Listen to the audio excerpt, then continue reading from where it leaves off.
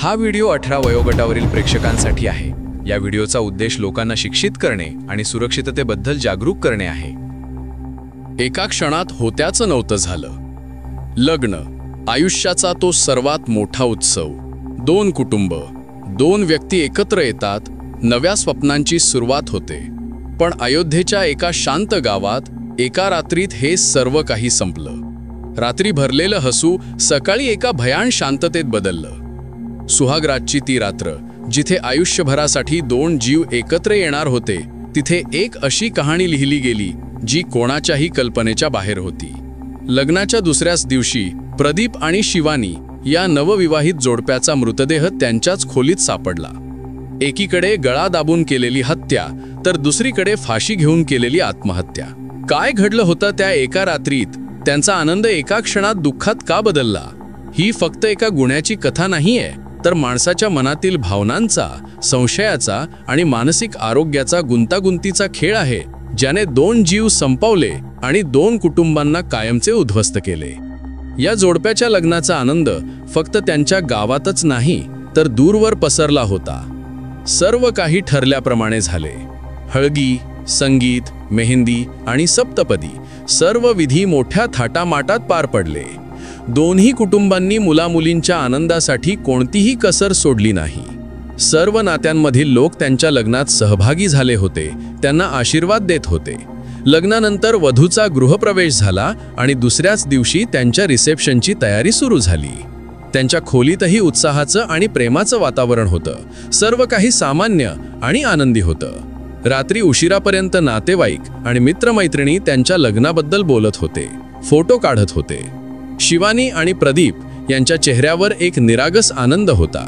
त्यांना पाहून कोणालाही वाटले नसते की त्यांच्या आयुष्यात काहीतरी गडबड आहे। पण नंतर जे काही समोर आलं ते कोणाच्याही कल्पनेपलीकडचं होतं। सकाळ झाली, पण त्यांची खोली उघडली नाही। सुरुवातीला सर्वांना वाटले की ते थकले असतील आणि झोपले असतील, पण खूप वेळ झाला तरी खोलीचा दरवाजा उघडला नाही। कुटुंबियांना काळजी वाटायला लागली।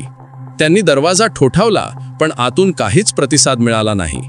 शेवटी त्यांनी दरवाजा तोडला। आज जे दृश्य होतं ते पाहून त्यांच्या पायाखालची जमीन सरकली।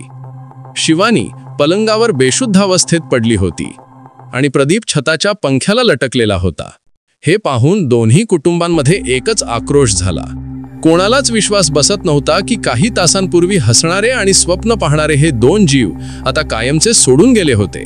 पोलिसांनी तपास सुरू केला आणि पोस्टमॉर्टम रिपोर्टने या प्रकरणातील गुंतागुंत आणखी वाढवली। रिपोर्टनुसार शिवानीचा मृत्यू गळा दाबून झाला होता आणि तिच्या मृत्यूनंतर सुमारे 45 मिनिटांनी प्रदीपने आत्महत्या केली होती। दोघांच्या शरीरावर एकमेकांच्या नखांचे ओरखडे होते। खोलीतही काही गोष्टी विखुरलेल्या होत्या, ज्यामुळे तिथे वाद झाल्याचे संकेत मिळत होते। पोलिसांनी खोलीचा तपास केला। दरवाजा आतून बंद होता आणि खोलीत बाहेरून प्रवेश केल्याची कोणतीही खूण नव्हती। याचा अर्थ स्पष्ट होता की हे कृत्य घरातल्याच व्यक्तीने केले होते आणि नंतर त्याने स्वतःचा जीव घेतला होता। पण यामागे काय कारण होतं? तेव्हाच पोलिसांच्या हाती शिवानीचा फोन लागला आणि त्यातून धक्कादायक सत्य समोर आले। लग्नानंतर प्रदीपने शिवानीला एक नवा फोन गिफ्ट दिला होता, पण त्याच वेळी प्रदीपने शिवानीच्या जुन्या फोनवर एक मेसेज पाठवला होता, ज्यात संशय निर्माण होईल असे काही लिहिले होते। तो एक विनोद होता, पण शिवानीला तो विनोद समजला नाही आणि तिचा विश्वास डळमळीत झाला। या एका मेसेजमुळे त्यांच्यात वाद सुरू झाला।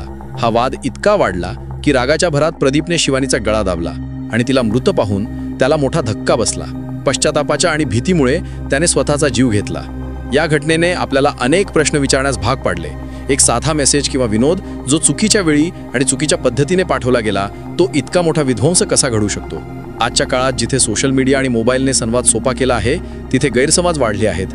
आपण आपल्या भावनांना योग्य प्रकारे व्यक्त करू शकत नाही। आपल्या नात्यात विश्वास आणि संवादाचा अभाव वाढत आहे। हे प्रकरण फक्त एका गुन्ह्याची कथा नाही, तर आपल्या समाजाच्या मानसिक आरोग्याचा आणि नात्यांच्या कमकुवतपणाचा एक आरसा आहे। आपण आपल्या मुलांना फक्त शिक्षण देऊन किंवा चांगले लग्न लावून मोकळे होत नाही, तर त्यांना भावनिकदृष्ट्या सक्षम करणे ही महत्त्वाचे आहे। त्यांना हे शिकवणे आवश्यक आहे की जेव्हा अडचणी येतात तेव्हा एकमेकांशी बोलावे आणि गैरसमज दूर करावेत। या घटनेमुळे दोन्ही कुटुंब उद्ध्वस्त झाली। त्यांच्या हातात फक्त दुःख आणि पश्चात्ताप उरला। या प्रकरणात कोणताही बाह्य हात नव्हता, फक्त दोन व्यक्तींच्या मनातील वादळ कारणीभूत होतं। हे प्रकरण आपल्याला हे शिकवते की प्रेम, विश्वास आणि संवाद हे कोणत्याही नात्याचा पाया आहेत। जेव्हा हे पाया कमकुवत होतात तेव्हा नात्याचा डोलारा कधीही कोसळू शकतो। आपण या घटनेतून हे शिकायला पाहिजे की कोणत्याही परिस्थितीत संवाद सोडू नये. जर तुम्हाला मदत हवी असेल तर ती मागायला पाहिजे. मन मोकळे केले तर अनेक प्रश्न सुटू शकतात, नाहीतर हे प्रश्न आयुष्य उद्ध्वस्त करू शकतात. हे प्रकरण आपल्याला एक गंभीर प्रश्न विचारण्यास प्रवृत्त करते की आपण खरोखरच एकमेकांवर विश्वास ठेवतो का आणि आपण आपल्या भावनांना कसे हाताळतो. हे 2 प्रश्न आपल्याला भविष्यातील अशा घटनांपासून वाचवू शकतात. प्रदीप आणि शिवानीच्या या दुर्दैवी कथेने आपल्याला हेच शिकवलं की जीवनात कोणतीही समस्या असो, शांतपणे आणि समजूतदारपणे ती हाताळायला पाहिजे. रागाच्या भरात चुकीचं पाऊल उचललं नाही पाहिजे.